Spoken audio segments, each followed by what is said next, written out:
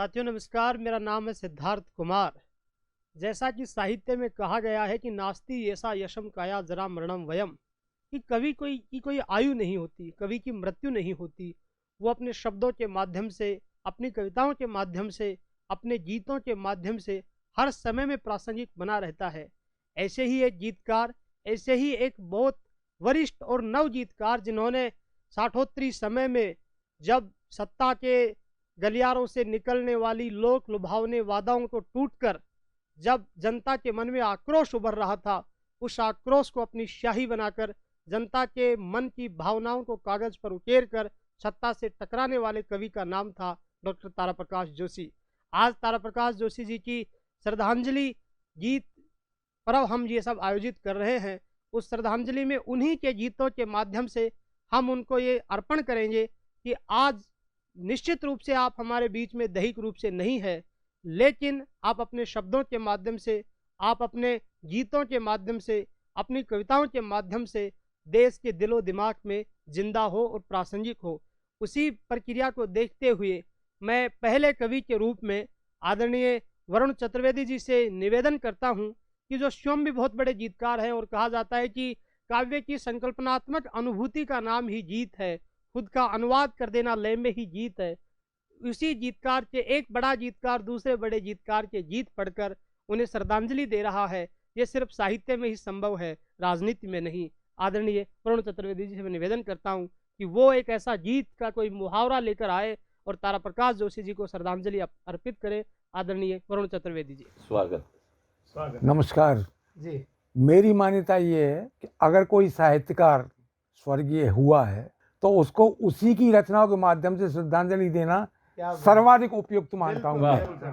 मैं तारा प्रकाश जोशी जी का बड़ा स्नेह भाजन भी रहा हूँ। मुझे बहुत प्यार करते हैं तारा प्रकाश जोशी, और उनके बारे में क्या कहना, जितने मधुर कंठ से वो गाते थे उतने मधुर कंठ से मैं तो प्रस्तुत कर भी नहीं पाऊंगा उनका गीत, लेकिन उनका गीत मैं अपनी आवाज में प्रस्तुत कर रहा हूँ बतौर श्रद्धांजलि। उनका एक गीत समर्पित है। स्वागत।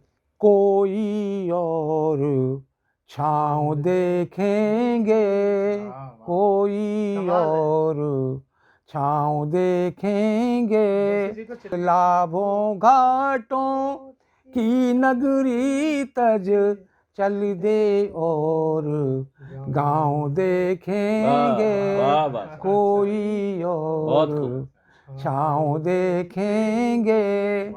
सुबह सुबह के सपने लेकर हाटों हाटों खाए फेरे, सुबह सुबह के सपने लेकर हाटों हाटों खाए फेरे, ज्यों कोई भोला बंजारा पहुँचे कहीं ठगों के डेरे। इस मंडी में ओछे सौदे, इस मंडी में ओछे सौदे, कोई और भाव देखेंगे, कोई और भाव देखेंगे। भरी दोपहरी गांठ गवाई, जिससे पूछा बात बनाई। भरी दोपहरी गांठ गवाई, जिससे पूछा बात बनाई। जैसे किसी गाँव वासी की महानगर ने हंसी उड़ाई, जैसे किसी गाँव वासी की महानगर ने हंसी उड़ाई। ठौर ठिकाने विष के दागे, ठौर ठिकाने विष के दागे, कोई और ठाव देखेंगे, कोई और ठाव देखेंगे।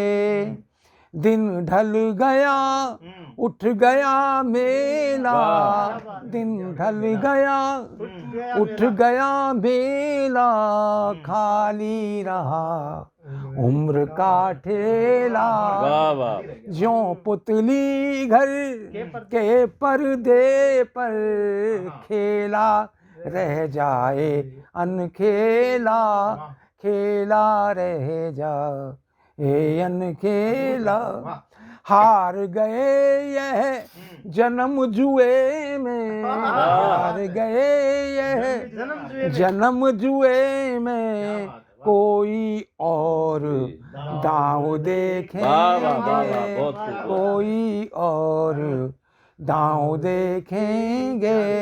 और एक बंद देखें, किसे बताएं इतनी पीड़ा किसने मन आंगन में बोई बहुत खूब किसे बताएं इतनी पीड़ा किसने मन आंगन में बोई मोती के व्यापारी को क्या सीप उम्र भर कितना वाह रोई वाह मन के गोता खोर मिलेंगे मन के गोता खोर मिलेंगे कोई और नाव देखेंगे कोई और नाव देखेंगे कोई और छाँव देखेंगे लाभों घाटों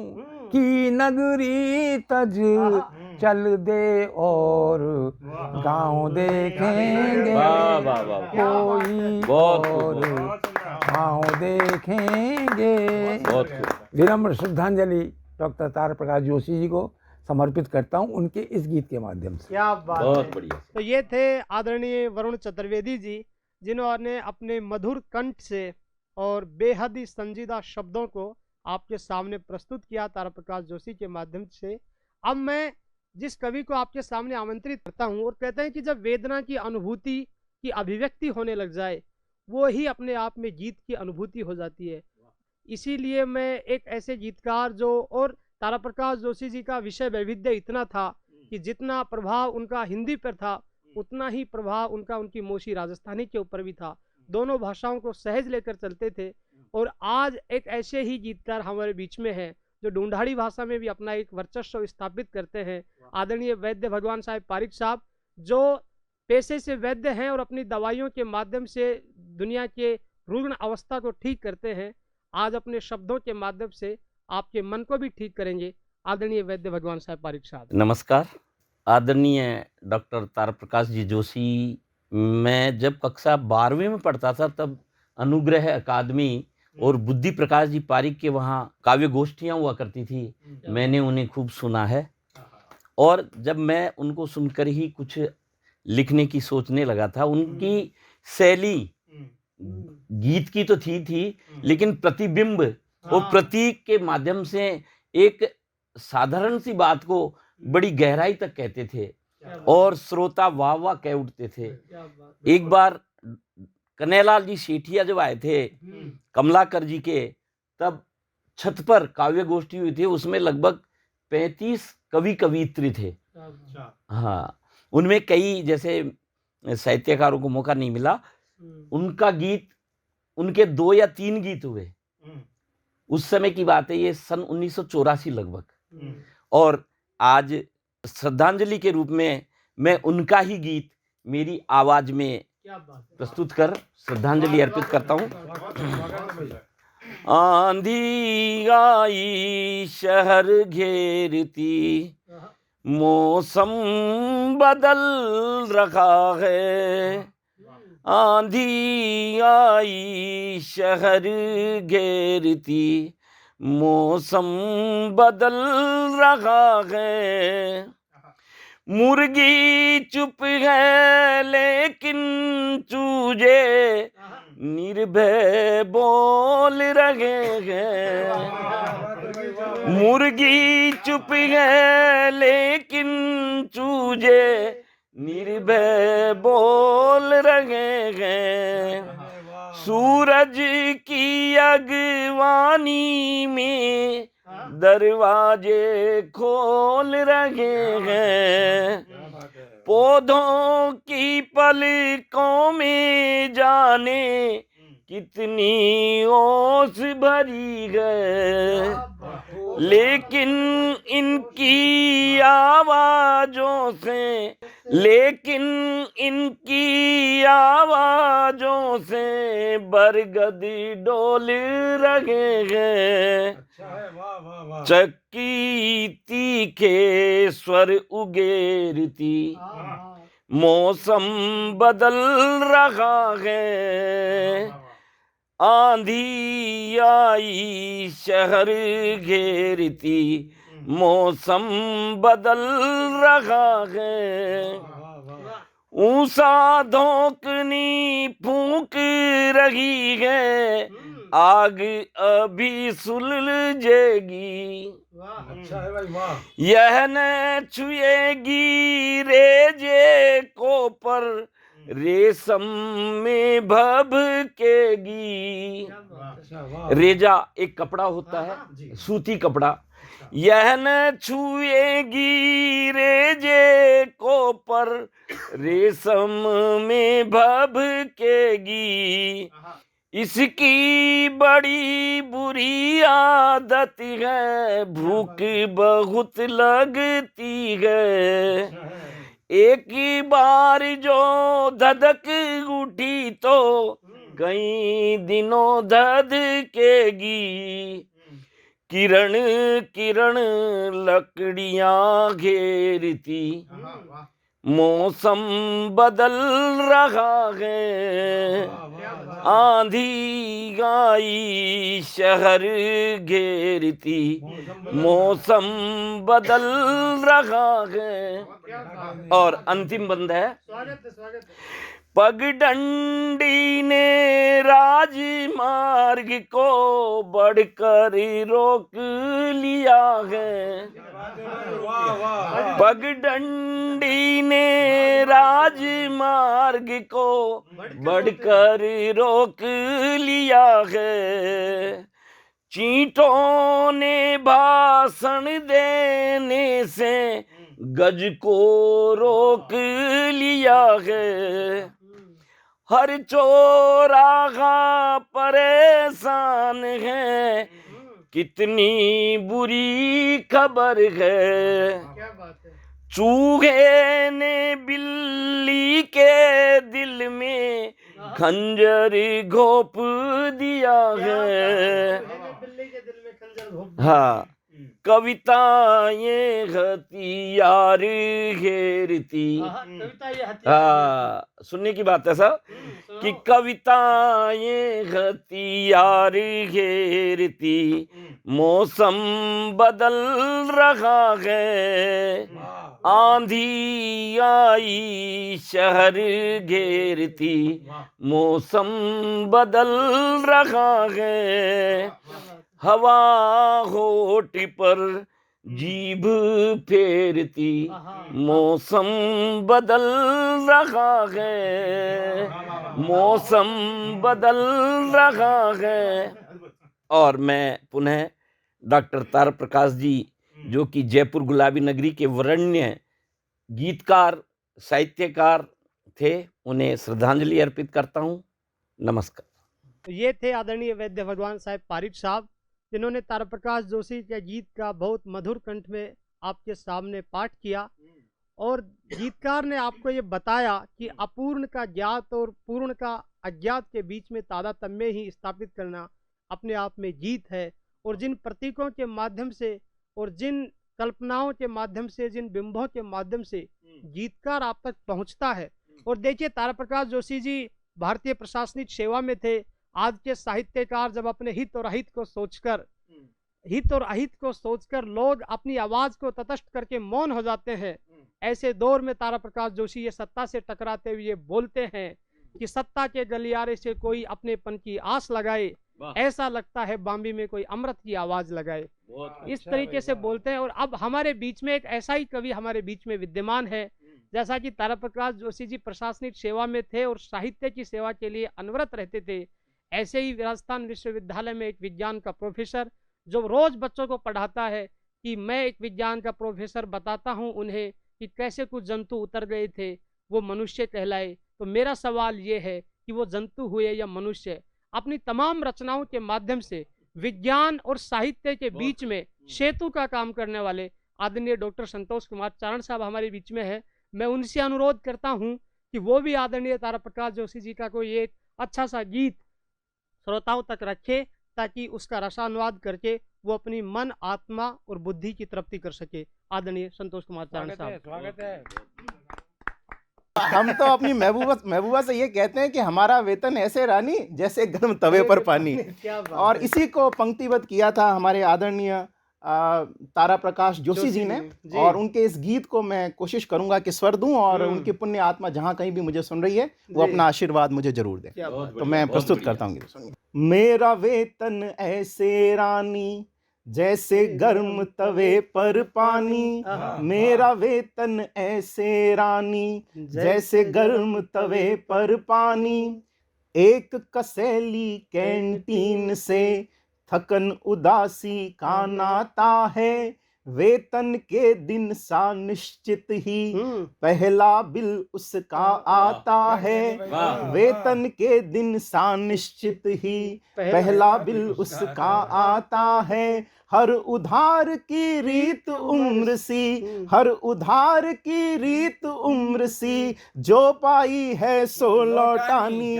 मेरा वेतन ऐसे रानी जैसे गर्म तवे पर पानी, मेरा वेतन ऐसे रानी। और सुने बंद, दफ्तर से घर तक फैले हैं ऋणदाता के गर्म तकाजे।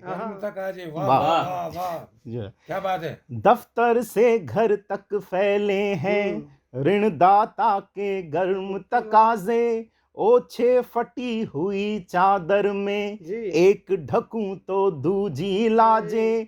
कर्जा ले कर कर्ज चुकाना, कर्जा ले कर कर्ज चुकाना, अंगारों से आग बुझानी। मेरा वेतन ऐसे रानी जैसे गर्म तवे का पानी, मेरा वेतन ऐसे रानी। और पंक्तियां सुनिए कितनी खूबसूरत लिखी है। फीस, ड्रेस, कॉपियां, किताबें, आंगन में आवाजें अनगिन, जरूरतों के बोझिल उगता, जरूरतों में ढल जाता दिन। अस्पताल के किसी वार्ड से, अस्पताल के किसी वार्ड से घर में सारी उम्र बितानी। मेरा वेतन ऐसे रानी जैसे गर्म तवे का पानी, मेरा वेतन ऐसे रानी। क्या बात। ढली दोपहरी सी आई हो, दिन समेट टूटे पिछवाड़े, छाया सी बढ़ती उधड़न में झांक रहे हैं अंग उधाड़े। तुझको और दिलासा देना, तुझको और दिलासा देना, रिश्ते घावों कील चुभानी। मेरा वेतन ऐसे रानी जैसे गर्म तवे का पानी, मेरा वेतन ऐसे रानी। कमाल है। ये अभाव के दिन लावे से घुटते तेरे मेरे मन में, ये अभाव के दिन लावे से घुटते तेरे मेरे मन में। अग्नि गीत बनकर फैलेंगे गांव शहरों में, जन जन में, जिस दिन नया सूर्य जन्मेगा, जिस दिन नया सूर्य जन्मेगा, तेरे जूड़े कली लगानी। मेरा वेतन ऐसे रानी जैसे गर्म तवे का पानी, मेरा वेतन ऐसे रानी। तो दोस्तों, उनके इस गीत के माध्यम से मैंने और हम सब ने मिलकर उनको श्रद्धांजलि दी है। आपने इतने ध्यान से, इतने प्रेम से सुना, बहुत बहुत धन्यवाद। तो ये थे डॉक्टर संतोष कुमार चारण साहब। तो दोस्तों, जैसे कि आप देख रहे हैं कि इस खूबसूरत कार्यक्रम का खूबसूरत संचालन एक खूबसूरत युवा, एक खूबसूरत नौजवान जो है, जो गीतों के राजकुमार खूबसूरत शब्दों में कर रहे हैं और बहुत ही बेहतरीन ढंग से कह रहे हैं। एक युवा प्रतिभा है और हम सब का गर्व का कारण भी हैं। और जो गीतों के राजकुमार हैं, ऐसे ही एक अनोखे युवा जिनका नाम सिद्धार्थ कुमार है, जो गीतों के राजकुमार हैं, मैं चाहता हूं कि पूरी तालियों के साथ उनका स्वागत करें आप। बहुत बढ़िया। बहुत बहुत आभार डॉक्टर साहब। मैं आदरणीय डॉक्टर तारा प्रकाश जोशी जी का एक गीत आपको सुनाता हूँ। एक ऐसा दौर है समाज में कि लोग एक दूसरे को देखकर खुश नहीं हैं, लोग एक दूसरे की भावनाओं से कुंठित हो रहे हैं, ऐसे दौर में हमारा गीतकार एक गीत लिखता है और इस पूरी दुनिया को संदेश देता है कि सब कुछ अगर किसी में समाहित है तो वो प्रेम में है, वो भाईचारे में है। मैं एक गीत आपको सुनाता हूँ कि तेरे मेरे बीच कहीं है, गीतकार बोल रहा है कि तेरे मेरे बीच कहीं है एक घृणा में भाईचारा, कि तेरे मेरे बीच कहीं है एक घृणा में भाईचारा। बहुत बढ़िया। संबंधों के महासमर में, संबंधों के महासमर में तू भी हारा मैं भी हारा, तेरे मेरे बीच कहीं है एक घृणा में भाईचारा। बंद सुनना कि बंटवारे ने भीतर भीतर ऐसी ऐसी डाह जगाई, कि बंटवारे ने भीतर भीतर ऐसी ऐसी डाह जगाई, जैसे सरसों के खेतों में सत्यानाशी उग उग आई। तेरे मेरे बीच कहीं है, तेरे मेरे बीच कहीं है टूटा टूटा पतियारा, तेरे मेरे बीच कहीं है एक घृणा में भाईचारा। बंद सुनना कि अपशब्दों की बंधनवारे, एक ऐसा दौर है जहां अपशब्दों की भरमार है।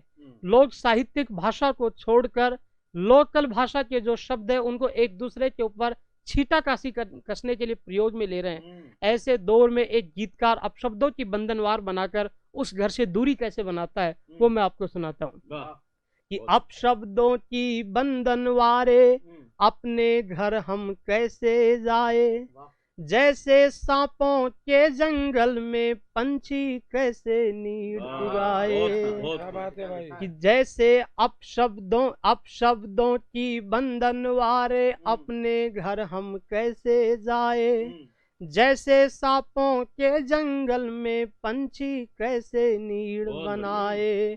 तेरे मेरे बीच कहीं है, तेरे मेरे बीच कहीं है भूला भूला गलियारा, तेरे मेरे बीच नहीं है एक घृणा में भाईचारा, कि आहत सोए जर्जर जागे जीवन ऐसी एक व्यथा है।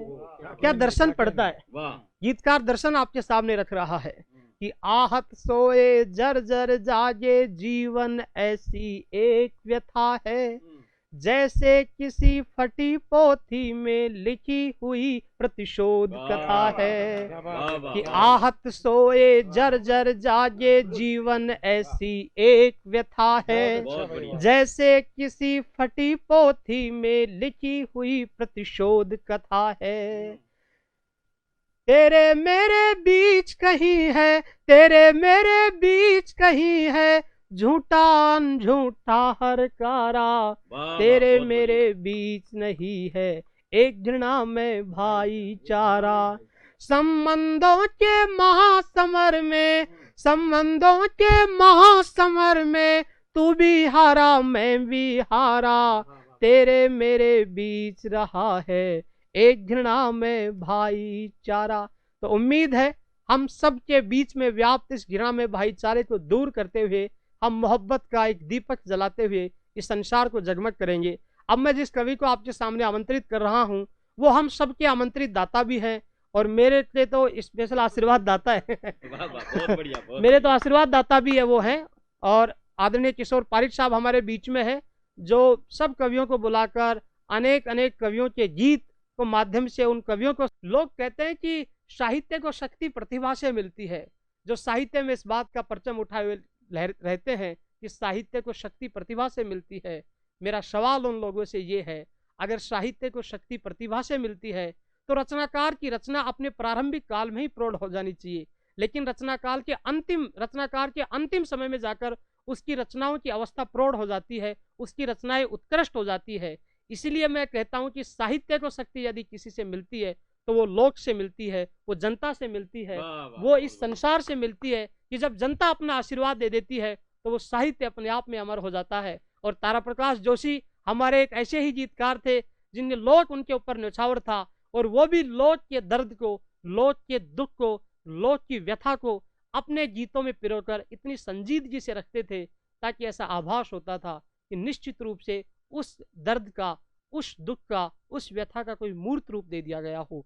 अब मैं जिन्हें बुला रहा हूँ वो किशोर पारिक साहब हैं, वो भी इसी विधा के गीतकार हैं और तारा प्रकाश जोशी जी का विशेष स्नेह उनको मिलता रहा है। हम सब लोग दुर्भाग्य रहेंगे कि हमने उनको देखा ही, लेकिन मंचों के ऊपर उनको नीचे बैठ कर जरूर सुना, लेकिन उनके साथ कभी मंच साझा नहीं कर पाए। ये जीवन भर एक तशक भी रहेगी।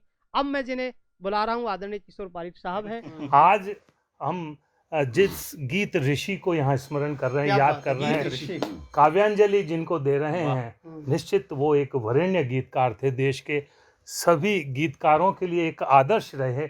और मेरे लिए विशेष रूप से इसलिए कि जीवन के उस समय जब उन्होंने मंचों पर जाना लगभग समाप्त कर दिया था, वो मुझसे अक्सर कहते थे कि किशोर, तुम्हारे संस्थान में जब कभी भी कोई कार्यक्रम हो तो वो अधिकारियों के बीच में आके जिस आत्मीयता से और जमकर और मन की बात अपने गीतों के माध्यम से सुनाया करते थे, तो प्रतिवर्ष मुझे उनका सानिध्य मिलता रहा।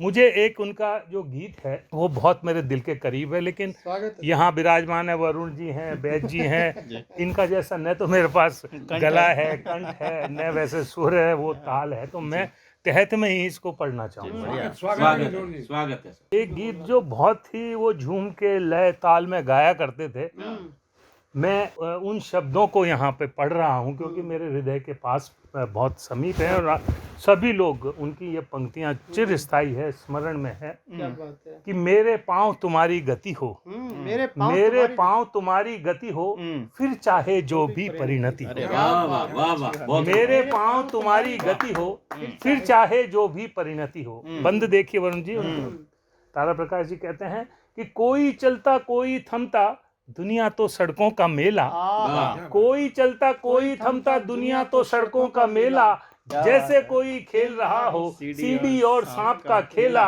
और मेरे दाव तुम्हारी मति हो, मेरे दाव तुम्हारी मति हो, फिर चाहे जय हो या क्षति हो, मेरे पाँव तुम्हारी गति हो, फिर चाहे जो भी परिणति हो। कि पल पल दिखते पल पल ओझल, पल पल दिखते पल पल ओझल, सारे सफर पड़ावों के छल। अरे वाह, पल पल दिखते पल पल ओझल, सारे सफर पड़ावों के छल, जैसे धूप तले मरुथल में, जैसे धूप तले मरुथल में, हर प्यासे के हिस्से मृगजल। मिलता ही नहीं, क्या बात है। हर प्यासे के हिस्से मृगजल, मेरे नयन तुम्हारी द्युति हो, फिर कोई आकृति अनुकृति हो, मेरे पाँव तुम्हारी गति हो, फिर चाहे जो भी परिणति हो।